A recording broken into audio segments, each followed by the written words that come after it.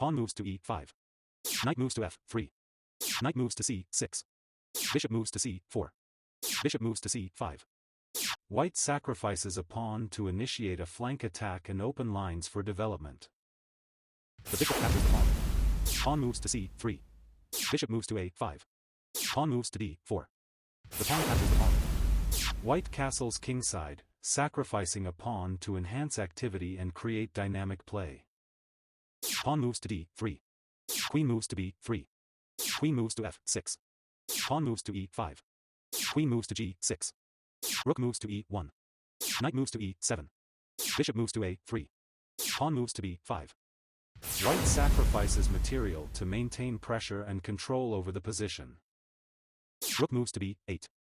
Queen moves to a4. Bishop moves to b6. Knight moves to d2. Bishop moves to b7. Knight moves to e4.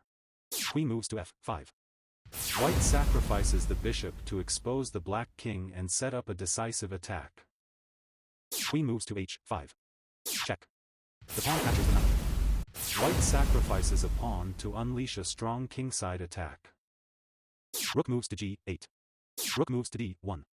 The queen captures the knight. Check. The knight eats the rook. White sacrifices the queen to deliver a stunning forced mate in the final sequence. The king takes the queen. Check. King moves to e8. Check. King moves to f8. Checkmate.